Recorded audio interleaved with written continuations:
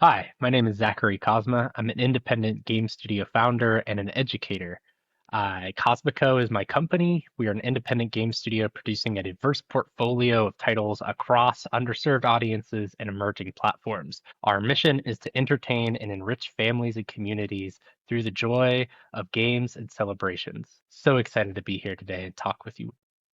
Hmm. What sort of led up to that, being able to even have a mission statement, have a vision, like what sort of started all of that? Totally. Well, I've been a gamer almost my whole life, since I was 4 years old and I had my first computer. And in fact, at 8, I started learning programming, and by 10, I was making my own games in Unity. So game development has been something that I've done for quite a long time. Even back when I was a kid, me and my brothers, we would, set up Lego kingdoms and create Mm, rules for armies to battle each other. And we would make games out of the things that we had available to us. Game development has always been something very near and dear to my core, but Cosmico is really the kind of culmination of all of my professional experience coming together to say, hey, let's move from, just me programming everything, me doing all of the mhm. art to let me teach people, let me lead people, let me mentor them with the skills and lessons I've learned and go and tackle the bigger business and harder problems that are ahead of me that are preventing other creatives from being able to go and succeed and commit Right. all that they can to their craft. You sort of hone these skills? Like, I know you say you were kinda, building different things. How did you get to the point to where you were like, "Hey, I can actually start teaching people?" Because obviously these Mm. skills are sort of expansive in their own lanes, I guess you could say. Like game development, you do have to have those skills to be able to sort of put it all together, like, but how did you craft and hone all of those skills? Uh, Failing lots of times. I think that's like the best way to learn anything is go try to do it. Go fail and learn why you failed and try again. I think there's so much to game development, like you kind of touched on. There's art, there's music, there's animation, there's marketing. There's so Mhm, much that goes into making a game. So really, I suggest people just try it. Just start seeing what it takes because all the tools are free. You could go download Unity, you could go download Unreal, you could start making stuff tomorrow. mhm, There's plenty of tutorials out there. So I would say, really, like, just keep trying. And then at a certain stage, you'll realize, like, oh, wait, all of these other people are coming to me for help now. Like, I'm no longer the one going and asking for help, but like people know me as like the Unity guy. They're coming to me with mhm, questions when they have, a little VR game that they're working on. And so you build up that authority and that confidence in yourself over time. And that's what enables you to start moving towards, hey, like I want to help people who went through the same journey that I went through and make it mhm. easier for them. And that's sort of the call to education is just saying, hey, I want to help other people along the same sort of learning journey. Mhm, Uh, and yeah, I think like no amount of contracting or professional experience will make you ready to educate. mhm. What really makes you ready to educate is kind of radically throwing off the towel and saying like, okay, I am going to take someone through this journey and I'm Mhm. going to do it because I want to see what they're going to create. It's a little bit different than, traditional game development where it's all your creative energy. Really, when you're working with someone else, you're trying to draw that out of them and Yeah. get them motivated and inspired towards creating the things. So Mhm. it's very different depending on uh, where you're at in your career, but overall, nothing's harmed by just trying to do it and see Yeah. and determine your own lessons. As far as like ease or as because there's probably a lot more tools now. Like you said, Unity is free. Different things that you can just dive into today and get to learning. Whereas, I mean, I'm sure when you were first starting, I mean, you didn't have access to just every tool like this. So I imagine that it's probably a little easier these days. But like, how do you compare and contrast of like how it was when you first were Mm, starting to like kind of now and somebody coming in yeah. freshly new? That's a great question, and it really speaks to a lot of the tech innovation that has happened over the last 5 years. But like for instance, when I was starting game development way back when I was 10 years old, right? My options were like Pygame or Yeah. Unity 4 or Unreal SDKs, Unreal 3, right? Way back when. Mhm. So like there were options, right? There were free tools, but there weren't all of the tutorializations. I mean, I'll tell you that Unreal 3 SDK documentation was a nightmare for a beginner trying to learn how to build Yeah, games. because you didn't really. That's was. I'm trying to think. This was YouTube because I mean, obviously, that's kind of where a lot of people kind of get their firsthand learning knowledge, I guess.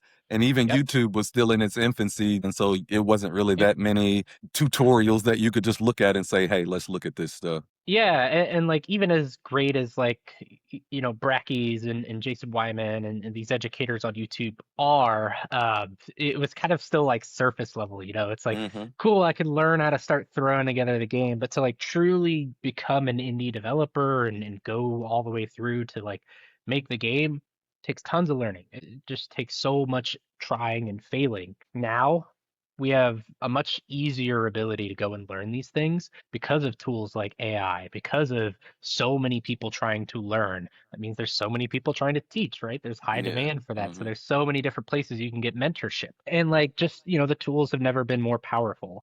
Certainly, way back when it was a lot harder to learn 3D than it was 2D. But I would say now just to make a decent looking 3D game, probably not nearly as hard as making like a decent looking 2D game. And Hmm. just because there's so much quantity out there and there's so much you're competing with.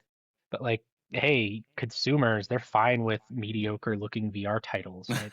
They Yeah. want the game, they don't care about the visuals. And so I think, some indies they get obsessed with like the visuals or the certain aspects or anything like that. But at the end of the day, it's just software. So like if you can, and I mean that's video games, right? That's not even talking about Yeah. video board and card games, but like just for video games, it's just software. So if you find the skills within yourself to talk to AI to start learning some of the patterns that go into making a game in Unity, you'll be able to make stuff and you'll be able to Hmm. learn really, really quickly. I would say like back when I was learning, it would take about 2 years before you get to the point where you're like, okay, I feel confident to like sit down Yeah. and I can like make a game and have it come out as a game. But now from 0 to like 100, you can learn how to make a game kind of on your own without a tutorial. You're just like jumping in the editor. You could probably get there in 2 to 3 months, which is Yeah. really crazy to think about. Like it's Yeah. so easy to upskill yourself for those basic skills. AI is really incredible on that. And I mean, let's kind of touch on that front because I mean, obviously, that is a hot topic, AI and different things. How does that manifest itself in the teaching realm? And like, because I mean, AI, the AI that I use and stuff like that's a skill in itself, prompt engineering and just being able to, I guess, navigate the different LLMs, whichever one you use, or if you're creating your own sort of a deal, like, how does that sort of manifest itself and sort of work itself into your like workflow and things like that? Yeah, yeah. So there's two parts to that question. There's one that's educational and one that's a workflow. So if you're teaching yourself with AI tools, I think it's so incredibly valuable just to like use it kind of not as a crutch per se, but just as a support system. Back when I was doing game development, if I had a question, I had to go Google it 10 different ways. And Hmm. it's possible that no one else had that question and that I couldn't find the answer that I was looking for, or even if someone else had asked it, but there wasn't Yeah, answers. Now you have unlimited Q&A. You could just keep yeah. asking it I mean, questions. you You can could keep create your a curiosity lesson going. plan if you want. Yeah, yeah. You can create a test. Yeah. Exactly. And yeah, it'll hallucinate and whatever, and that's fine. That's fine for you as a learner because you need to take that approach of like, well, this tool isn't gonna like me everything. It's not gonna give me everything I need, but I could start extracting the things that I need from it and building my own internal filter for what is really valuable that I'm And I getting mean, I from guess the that AI. in a way, hallucinations can be a part of the learning too, because then you could be like, well, that's not correct. And so, in order for you to know that that's not correct or not, you would have to know the material and actually take the time to learn it. So, I mean, it's sort of a different point of view to kind of look at the hallucin. I mean, it's annoying. I mean, it does get annoying a lot of Yeah, times, but yeah. Well, I, it's I can't tell you how many times I've like, pre-AI Googled a question and like went and found someone's answer and like the answer just wasn't right and it didn't work right. for me. And it's like, Yeah. So it's the same great. deal. Yeah. Yeah. Yeah. So like, whatever tools, resources you have out there, you're needing to build your own internal filter. Now, once you have that internal filter, you can really start utilizing these tools productively in your workflow Hmm. for myself, I was programming the other day. I mean, you even see Linus Torvalds, the creator of Linux, talk about like, hey, there were just some moments where like, yeah, coding with AI is just going to be faster and better than Yeah. my own effort into it. And I think it was just yesterday. I was like, I want to make like a silly CSS change to the website, and so I just asked AI to do it, and in 5 minutes, no, 1 minute and 6 seconds, it came up with the solution, and I was able to put that into a PR request and merge it in. Now, 66 seconds is pretty fast. Yeah. I'm sure if I, as a programmer, knew exactly what line of CSS to target, I could have jumped in there and made that change in probably about the same time. But because I don't know exactly what line to go look for, it's probably going to take me 2 to 5 minutes, which is okay. Like, it's not really that big of a deal. But just the fact that, like, I had to put zero energy into Yeah. that solution And I is mean, I guess incredible. that accumulates too. I mean, that those seconds and minutes, and I mean, if you understand like tokens and all of that stuff, it can kind of work itself out if you're like a heavy AI person. You know what I'm saying? I'm starting to figure this out. The more that I use it, it's like, okay, I have to keep in mind that like I can't use and burn my entire conversation on this part. Well, on that last note, I mean that's really where I think people get confused with it in the workflow. AI will break things and will make mistakes. I Mhm. don't use AI for my most complicated engineering tasks Mhm. because it's not primed for that. It Yeah. can be helpful as I'm doing my own engineering and design and exploration into it, but like ultimately then that's the point where I'm like doing the software engineering, doing the Yeah. coding thing, and it takes away a lot of the busy work. And that's what's nice about it is like, okay, as a Mhm. programmer, I'm not having to focus on the busy coding work anymore, but I can actually focus on what are the problems that I need to be engineering solutions for that the AI Mhm. can't generate for me. And I think that is actually really healthy for a tech ecosystem overall because it pushes engineers to say, no, no, no, let me spend my time, my energy on the problems that aren't solved with a prompt or aren't Mhm. solved with a quick AI integration. And that's to me pretty interesting because it forces us to be really like solution oriented and Yeah. not reinvent the wheel. Because, hey, reinventing the wheel was cool when you had to build your own wheels for everything. And yeah, Mhm. like if you know these patterns, cool, you could build those wheels really quick, put them on this new engine. But like Yeah. now you don't need to know how to build the wheels if they can come out the factory ready to go, ready to put on. Exactly. Let's shift to, your company and what it is that you do on the daily. So, like, what is it that, so, okay, so first off, let's just say somebody is coming to you asking for, whatever it is that they need help with or whatever. Like, sort of kind of walk me through how you bring them in, I guess, how you navigate what it is that they actually need and actually go about helping them, accomplish that. How do you do all of that? That's a really great question. So, I want to preface it with saying the game industry is highly collaborative. So you're going to Hmm. see, if you aren't in the game industry or you don't have experience professionally, it might seem weird to be like, whoa, the company's collaborative like that, like work gets done that way. But that's how it is. That we are because everything is so interconnected in the games. We need to be really communicative and collaborative as a team.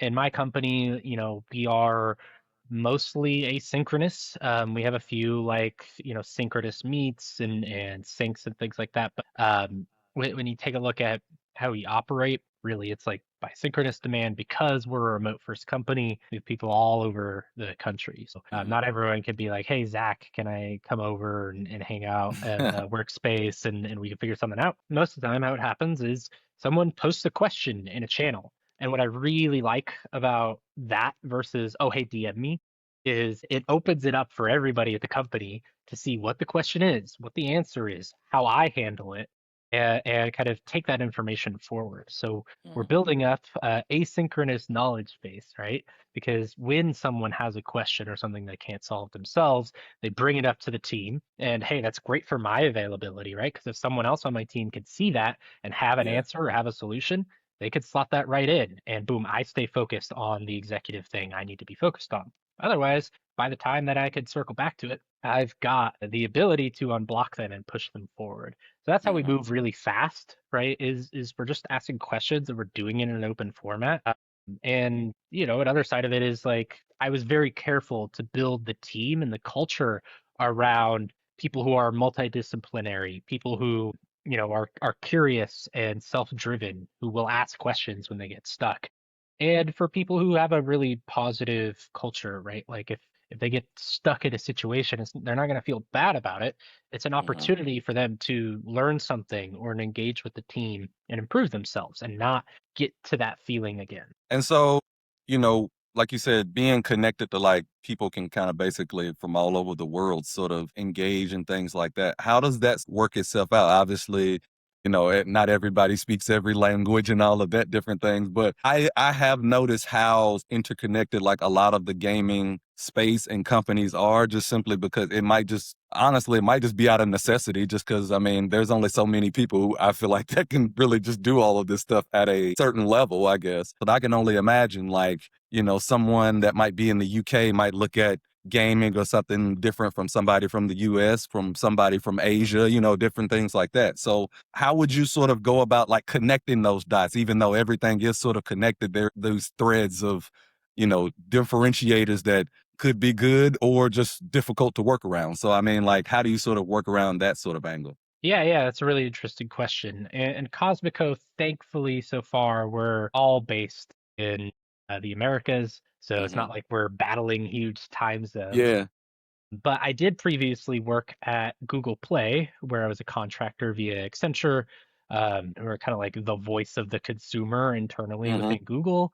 The consumer being developers, whether app developers, game developers, publishing on the store. So that team was very interesting, right? Because we need to have, full, I think we are on a 24 to 48-hour SLA. So that means, Yeah. hey, we're getting back to your emails round the clock, around the globe, whenever they come in. So, we in the Americas, we're on the West Coast, so it makes it really weird time-wise. Like we have just a little bit of the morning that we could spend Yeah. with the EMEA team, and then like you have to wait like 30 minutes to an hour after your cutoff time at 4 or 5 to like go meet with APAC. So it's like it's nuts, right? And doing a big global workforce like that takes a lot of coordination. I think the really powerful things you need there are just an American who's willing to work day and night. Usually that's your founder, right? The person who's like, I could take a call with Europe in the very morning. I could take a Yeah. call with Australia at evening before my dinner, right? Hmm. And currently I'm that person for a company. Like we're like I said, we're based in the Americas, but we're exploring partnerships and opportunities all over the world, not just here in America, but we're Hmm. talking with esports companies and game companies all across the world. Yeah. I'm already doing some of it, even though it's Hmm. not to like the extent that I'm managing the whole team. Now, you did bring up a really interesting point about how does culture come into play into this and Hmm. different languages and understandings. An interesting thing at Cosmico is like we had an applicant who they could read and write English, but they couldn't speak it. And so it was like kind of weird to say like, oh well, like let me get you into an interview because like Yeah. I don't speak Yeah. Spanish, unfortunately. So like Yeah.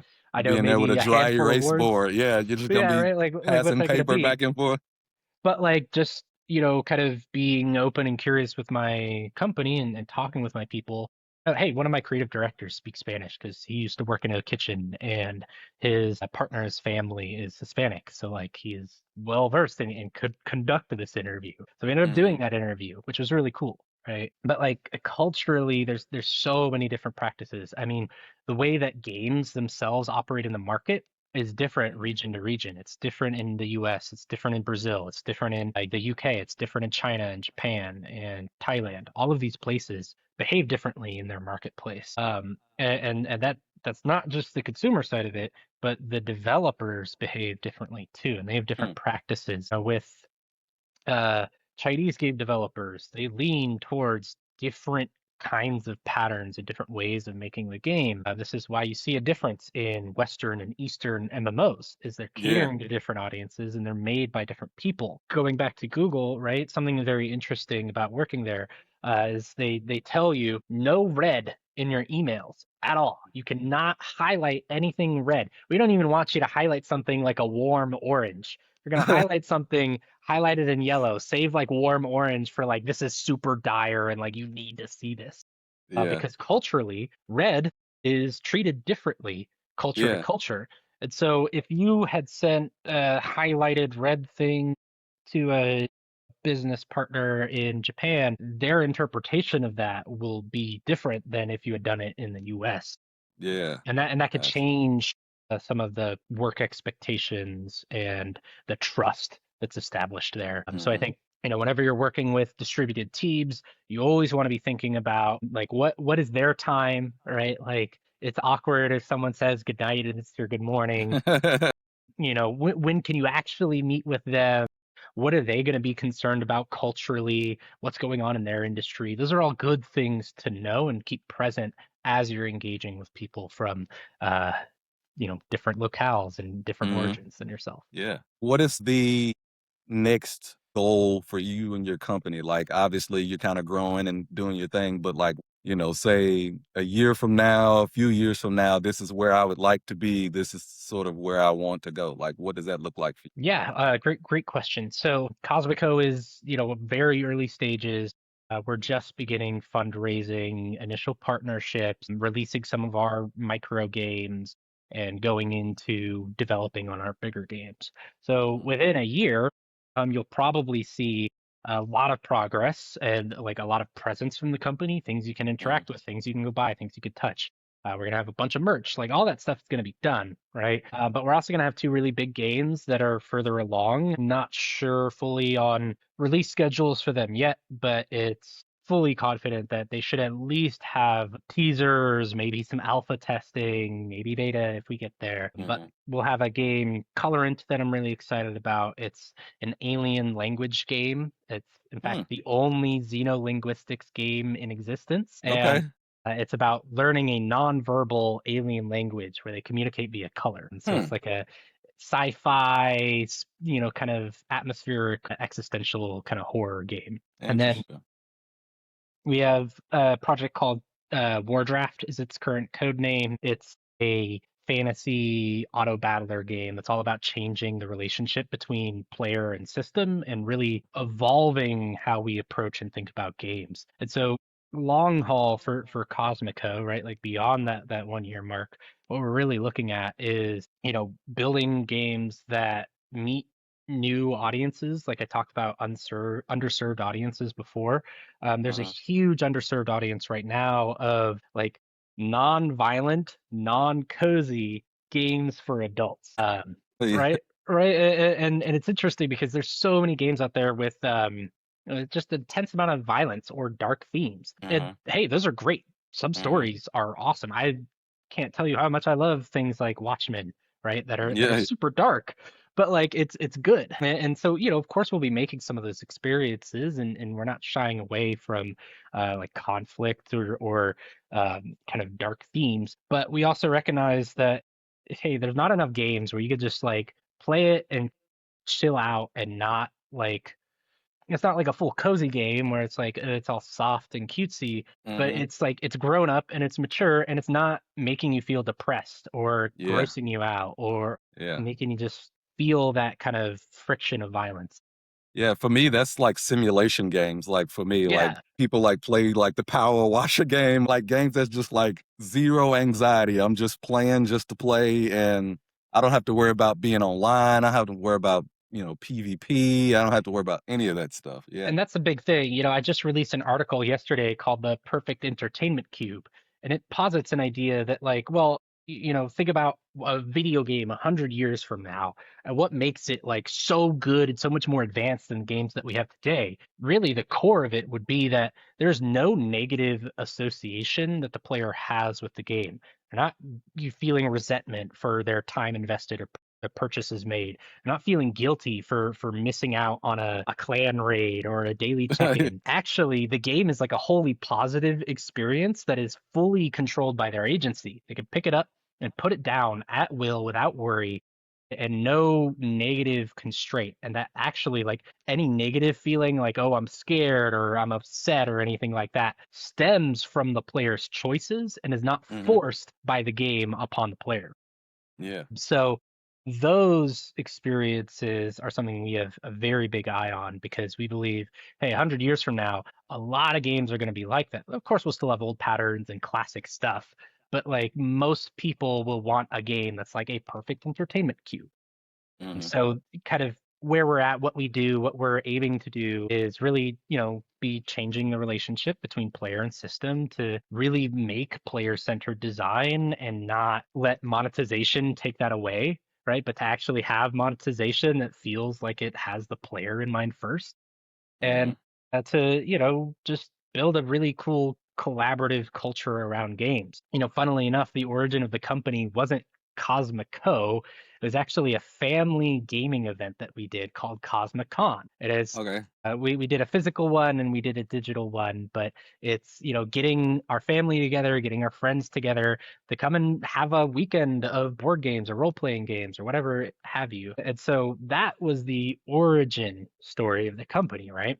And Mm-hmm. so evolving it into a game studio, the idea was, hey, eventually we'll have our own conference that's celebrating our community that has our games available in it and is really pushing for that connection, that community, those social values. So we're really, really prioritizing games that can bring people together, whether they're single player stories or single player roguelikes. Like Balatro brought so many people together, even though it's not a multiplayer game, but also including multiplayer games and really targeting how can we make these game experiences that bring people closer together instead of making them feel isolated? Because again, that Mm-hmm. goes to the perfect entertainment cube. You don't want to have this relationship with this cube object that like takes you away from everybody. But if it were something that like, oh, I can actually connect to other people about this cube and how we Mm-hmm. interact with it, it's so much more valuable and there's no negative association there with it wasting your time or distracting you from what's important in your life. Because what's really important in your life is your connection to other people, right? Right. So we Yeah. want to make games that celebrate that, cherish that, and protect that. Yeah, I mean, I just don't see enough of that in the industry today. So that's why Right. Yeah. we're doing what we do. Yeah, no doubt. One other question I wanted to ask you was, so you're actually competed in esports and very much been a part of esports. I still see esports as like very much in its growth stage. Like it's not enough games to really say Yeah, that it's like I guess a it's cohesive ecosystem, I it's guess. it's almost stillborn, you could Yeah, say. yeah, yeah. Because I mean, think about like the first esport that people really identified. These are games like StarCraft, Mm-hmm. World of Warcraft, World of Warcraft, yeah. League of Legends, Mm-hmm. Counter-Strike. It's really Yeah, three yeah, yeah. companies, right? Yeah, that's about it. Yeah, I was You gonna got say it's Blizzard, not too many more. you have Riot, and you have Valve, and those are the developer publisher side of esports.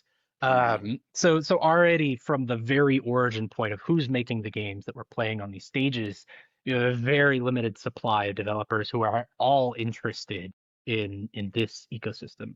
Then you have a bunch of organizers. Now, what's really interesting is almost all of esports is consolidated. We see so much of it right now under the public investment fund from Saudi, and Mm-hmm. it's Esports World Cup, it's Esports Nation Cup, Yep. it's Team Falcon who Yep. are given listings across every single title so that they appear like, oh, the Falcons won the most at Esports World Cup. It's like it's kind of bogus because like, well, if I entered my Cosmico team into every league and prevented other orgs from entering teams into every league, of course I'm probably going to win the most. Like Yeah. that's just math at that point. Mhm. So I digress on that front. Where my esports relation comes in is I used to be a player. I played Overwatch competitively in 2016. In fact, the first Overwatch LAN tournament I was in, and I was in the first match. I was playing Reinhardt, and I was against Dyrus,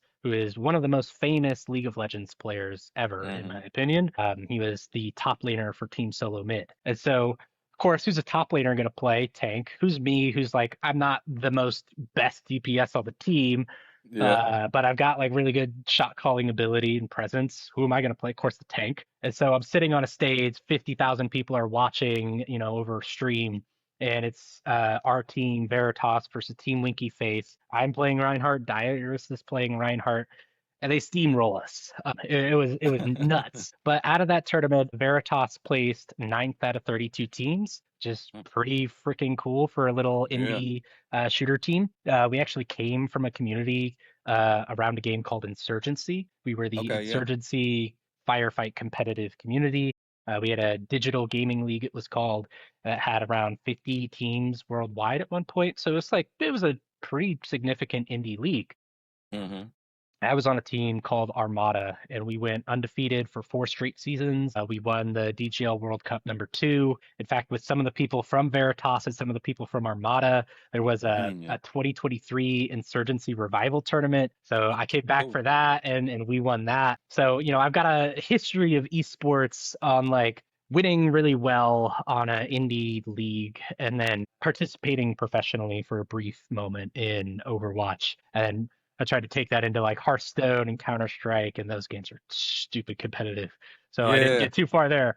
But that's like my personal history with esports. And now, like, coming back to kind of the industry as a game developer, I have a very conscious mind on how these three big companies who built esports, right, have done Hmm. it wrong, have betrayed players, have betrayed organizations, and how things are unsustainable as they are now. And I Yeah. really see, there's a reinvention of esports happening. As a man, Marcus Esports Howard would put it, there's an esports 2 coming down the road. And it's Hmm. really based around the idea that we can have events that are driven, that are like family friendly, that bring people together, and it's about the community, that is brand safe. Like the values are safe for the brand. It's not like Saudi Arabia where less than 20 miles away there's a women's rights activist imprisoned, and the very stages and buildings that you're occupying were built with slave labor. You don't have those problems in esports 2.0, right? Because it's safe Hmm. for brands, it's approachable, it's transparent, and it's really about the community and the coming together. So there's like new things happening in esports. There's a new rally in the industry. There's demand to fix what Saudi has gotten wrong and built all of this unsustainable practice. I mean, like, Saudi's gone back on their plans for their Super City Neo. They've kind of changed a lot of their strategy over the years, and lately they've been reporting, hey, we don't have the cash for that. We don't have the money for that. When they used to be strapped for cash and telling everyone, hey, come invest in the public investment fund because we have all the money in the world and you want to group with us. So it's starting to seem a little bit like a Ponzi scheme, which is weird. Maybe it isn't, maybe it is. But if we have that view that, like, oh, that's a possibility, it begs the question, well, what happens if Saudi pulls out of esports? If they say, actually, we're no longer interested in making this a thing, we're just going to run EA, or we're going to strip a bunch of those multiplayer servers and turn them into AI farms. What's going to happen? Esports is going to go completely off the map. There's no more investment in it. Like we were Hmm. talking, it's kind of stillborn, right? The only kind of activity around esports right now is that Saudi ecosystem, and it's not sustainable. They're not investing in it properly. Consumers don't want to engage in sports washing, right? So there's huge problems with it. And so the industry might just go away. And then it's up to someone like another company like Riot to come back and pave all of those steps again to make it happen. Now, of course, Riot's still successful. I mean, they've endless consumer protection violations that they've done to ensure that their community will stay addicted to League of Legends and playing it. And there's good and there's bad when it comes to Riot Games, but ultimately, no company has truly gotten esports right. And there's even been a lot of talk of Riot Games restructuring their esports side and doing layoffs and trying to change some of their strategy around it.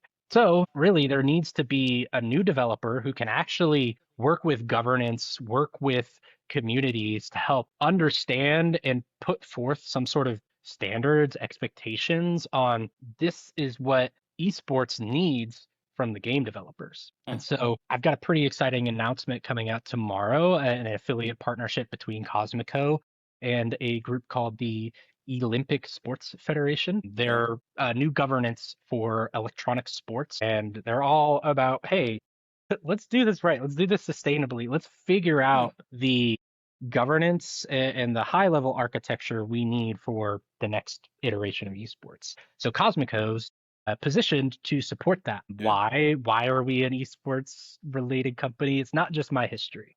We're actually working on a IP called Keyboardmon. We have a game Paddler that's another typing game, but this is a typing competitive platform. It's Okay. meant to get you better at typing. It's meant to teach you typing. Also, increase your vocabulary. But the core of it is we've done a lot of R&D to figure out what makes really good typing education and what makes really interesting typing gameplay. And so over, the next few years, we're going to be putting all of that into some different games, into some different tests, and slowly growing out our competitive ecosystem for typists. Right now, you look at typing competitions, and they're all speed based. There's Mm-hmm. nothing that's really interestingly competitive.